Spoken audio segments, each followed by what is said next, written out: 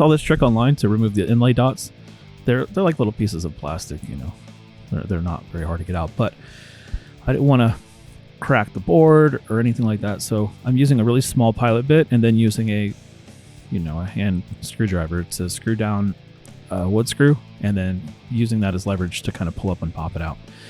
Just kind of wiggle it left and right, and it comes straight out. A couple of them kind of broke in the process of trying to do this, or at least one of them did, but I was able to get them all out, so it wasn't a real big deal. The only difference between this and using, say, like an unfinished fretboard that doesn't have inlay dots, and you don't have to concern yourself with inlay dots, you can do whatever you want to it. But I had to work around these, and I do like having the indication of where all the frets are visually, from not just from me, but so that if you're looking at me play guitar, you have something to look at. I do like the, no fret marker kind of thing, and you can only see the dots on the top for the player, sort of like the end markers. If I had went fretless, I might have done something like that. But did not. My original plan was to fill these back in with wooden dowels, but it was a bit too much work for what I was planning on doing. Plus, I ended up making a mistake with the saw on the 3rd fret, and I kind of nicked it when I was trying to cut the dowel back flush using the Japanese saw, and it skipped, and it was my fault, and it hit the 3rd fret. I should have taken better care to control the saw and protect the frets, but it's okay. Lesson learned. I got him out, and I found a solution.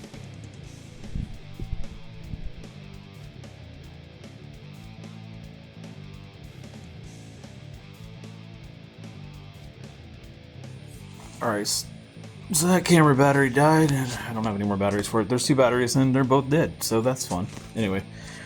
So what I have here is, I popped these little things out, the little, the little inlay dots.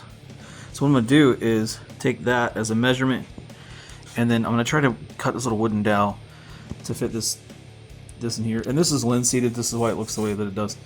And by the way, these burn marks were actually already here. I could see them underneath because I barely even heated those frets to get them out. And these little burn marks are from that. I know there's little marks from the pliers, but that's okay. This is just a project guitar. I have other guitars. This is just supposed to be for fun, for an art project. So I pulled all the little plastic inlay things out. I pull these dowels into place like this. I'm gonna cut it and then move on to the next one, next one. The reason is I am doing inlays like pretty.